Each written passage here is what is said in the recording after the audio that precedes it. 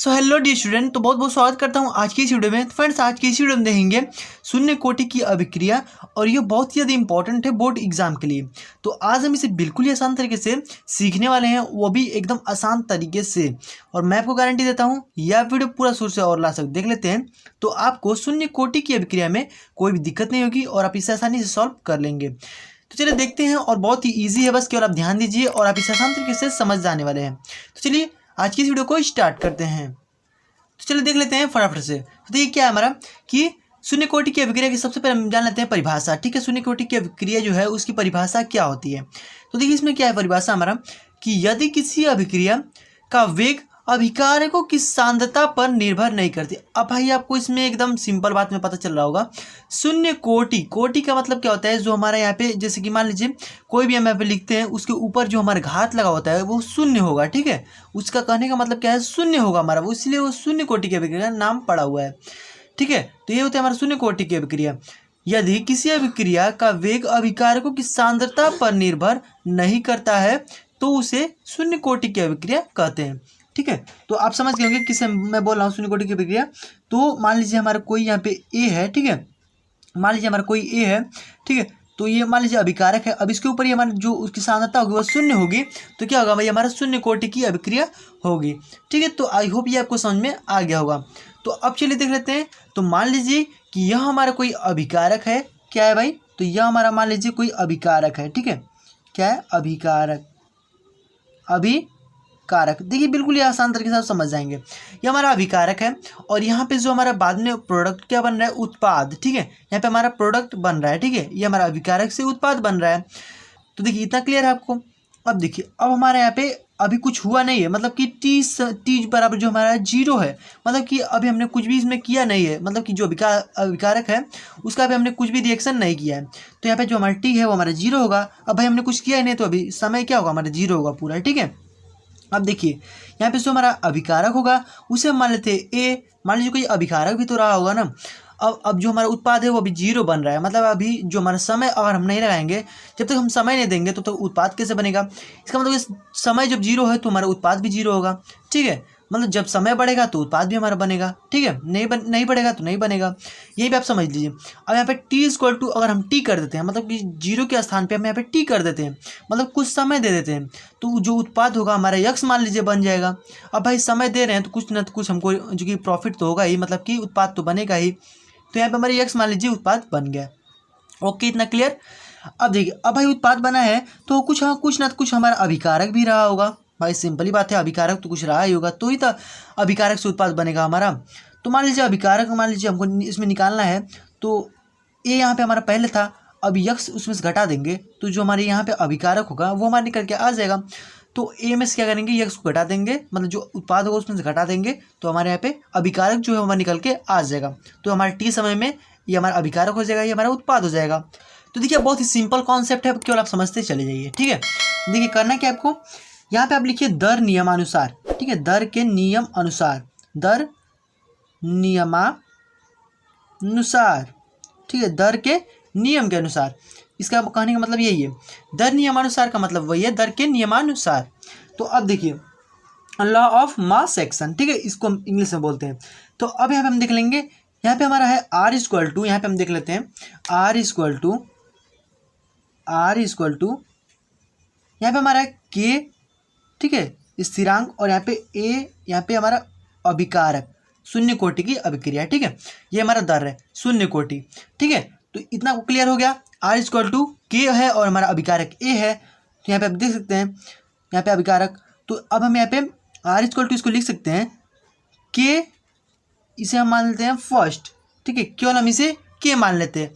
ठीक है, अब यहाँ पे हमारे जो इसका मतलब कि इसके जो घात है, जो हमारा अभिकारक की जो कोटि है वो हमारा शून्य है, तो ये इतना हमारा पूरा जो कि खत्म हो जाएगा। इसका मान क्या हो जाता है, एक हो जाता है। तो हमारे केवल यहाँ बचेगा आर इक्वल टू के। ठीक है, आई होप इतना आपको क्लियर हो गया होगा। तो इतना आपको समझ में आ गया। अब देखते हैं नेक्स्ट। तो नेक्स्ट है हमारा बलगतिकी के नियमानुसार। तो देखिए अब हम देख लेते हैं बलगतिकी के नियमानुसार। ठीक है, बलगतिकी के नियमानुसार। तो चलिए उसको लिख लेते हैं। तो देखिए बल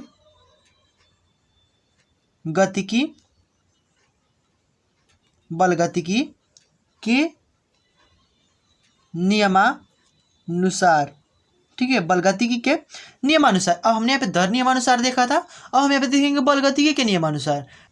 तो देखिए आप इतना बात याद रखिएगा कि अगर आपको कॉन्सेप्ट एकदम क्लियर नहीं हुआ है तो आप इसे बार बार देखिए, जब तक कि आपको कॉन्सेप्ट क्लियर नहीं होगा तब तक आगे समझ नहीं पाएंगे। तो देखिए इतना को समझ में आ गया ना। अब देखिए बलगतिकी के नियमानुसार जब देखेंगे तो इसका एक फॉर्मूला होता है, वो फॉर्मूला क्या होता है, तो बलगतिकी की जब भी नियमानुसार देखेंगे तो यहाँ पे आर इक्वल टू लिखते हैं, ठीक है, R equal to D X upon में डी टी, ठीक है, ये बलगतिकी के नियमानुसार है।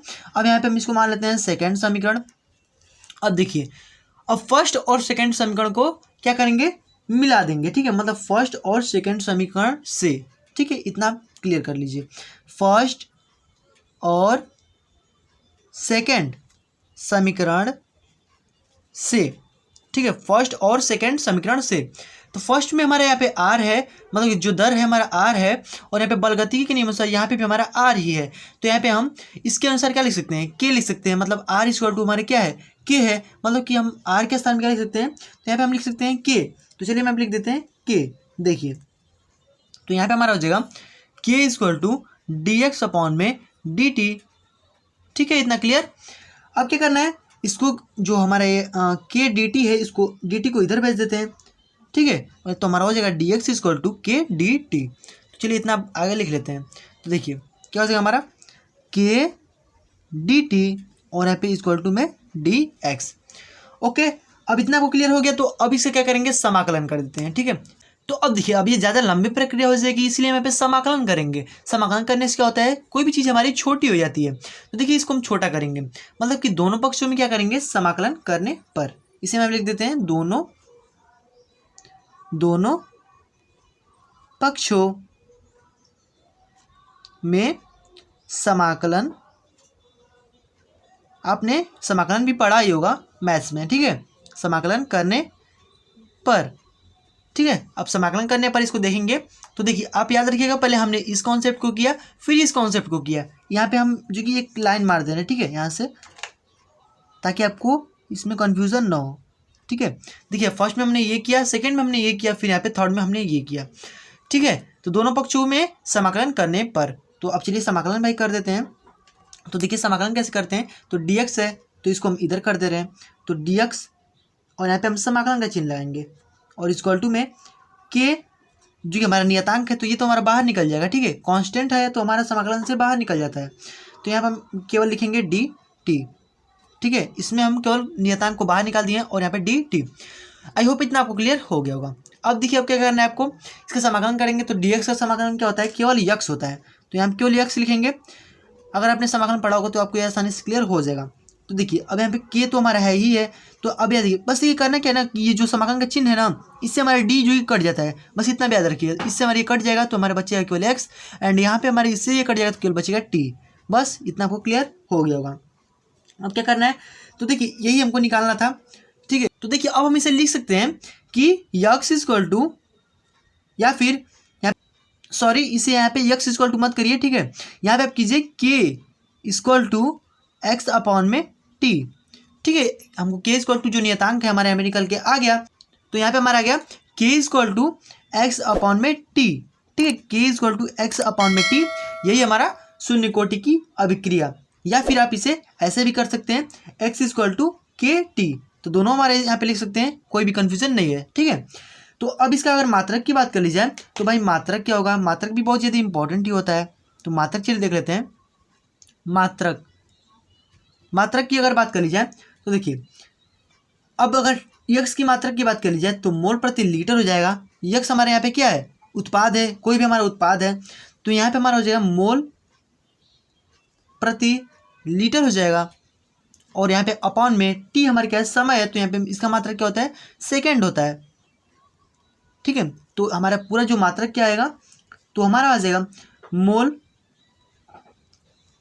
प्रति लीटर और यहाँ पे सेकेंड, ठीक है, मोल प्रति लीटर और सेकेंड। तो इसको हम लिख सकते हैं, या यहाँ पे हम लिख सकते हैं मोल, इन दोनों क्या कीजिए ऊपर भेज दीजिए, तो हमारा इनवर्स में दोनों हो जाएगा, तो मोल और यहाँ पे लीटर इनवर्स हो जाएगा और यहाँ पे सेकेंड का इनवर्स हो जाएगा, ठीक है। इतना क्लियर। तो ये हमारी क्या है, तो ये हमारा जो कि इसका मात्रक है, और इसे आप याद रखिएगा, ठीक है। इतना आपको करने के बाद यहाँ पे मात्रक आपको लिखना सबसे ज़्यादा ज़रूरी है।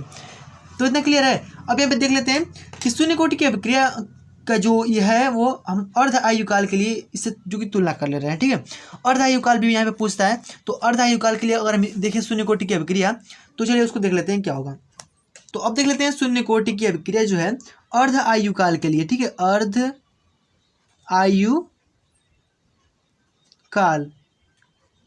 ठीक है, अर्ध आयुकाल। तो अब अर्ध आयुकाल को जब देखेंगे तो अब अर्ध आयुकाल का मतलब क्या है, आधा काल, आधा मतलब कि जो हमारी क्रिया है ना वो हो चुकी है। अर्ध आयुकाल का मतलब ये है कि आधा जो हमारी प्रक्रिया है वो हो चुकी है। तो यहाँ पे हम लिखेंगे टी इज इक्वल टू, यहाँ पे हम टी हाफ से प्रदर्शित करते हैं इसको, ठीक है, टी हाफ से प्रदर्शित करते हैं अर्ध आयुकाल को। ओके, अब देखिए अब हम यहाँ पे लिख सकते हैं एक्स मतलब कि अभिक्रिया में भाग ले चुका है, जो एक्स है हमारा अभिक्रिया में क्या है, भाग ले चुका है। और यहाँ पे जो हमारा प्रारंभिक मात्रा का आधा होगा, मतलब कि A/2 होगा। मतलब जो हमारी यक्स है ये तो हमारा अभिक्रिया में भाग ले चुका है।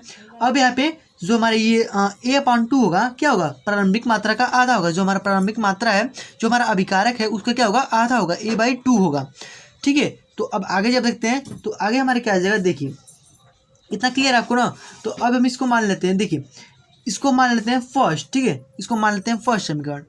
चलिए इसमें मान लेते हैं, मतलब जो अर्ध आयुकाल है इसमें मान रहे हैं समीकरण, फर्स्ट समीकरण।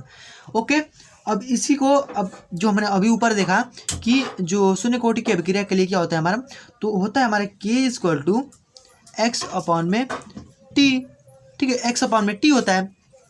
तो देखिए अब इसी पर एकदम इसको निकालेंगे, देखिए यहाँ पे हम यहाँ से खींच देते हैं।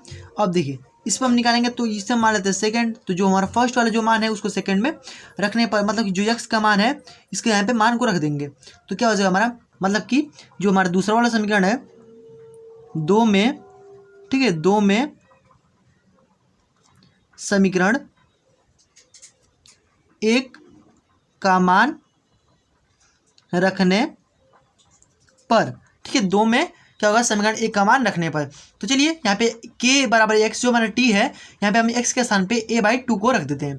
तो जब A/2 को रखेंगे तो हमारे क्या मान आएगा वो आप देखिए। तो यहाँ पे हम रखेंगे k इक्वल टू, यहाँ पे हमारे x के मान पे रखेंगे तो A/2 हो जाएगा, अपॉन में t हो जाएगा। तो यहाँ पे हमारा फाइनली क्या आएगा, तो k इक्वल टू हमारा आ जाएगा, k इक्वल टू यहाँ पे 2 हमारा नीचे चल जाएगा, तो A/2k हो जाएगा। यहाँ पे क्या हो जाएगा हमारा 2t हो जाएगा। भाई देखिए यहाँ पे थोड़ा सा मिस्टेक है, यहाँ पे इसको नीचे करेंगे तो यहाँ पे 2 और t ना है नीचे, तो हमारा t हो जाएगा, तो 2t हो जाएगा। तो t के स्थान पे हमारे क्या है भाई, तो t के स्थान पे अगर देखते हैं, हम बात करते हैं t के स्थान पे, तो देखिए t के स्थान पे हमारे क्या है 2 है, और t के स्थान पे लिखेंगे हाफ, मतलब कि यहाँ पे t हाफ 1/2, ठीक है, t हाफ लिखेंगे 1/2। तो अब देखिए अब यहाँ पे क्या है, टी हाफ का हमको अर्ध आयुकाल निकालना था, तो टी हाफ को क्या करेंगे, इधर भेज देंगे। तो हमारा जो फाइनली आंसर आएगा वो क्या आएगा, देख लीजिए।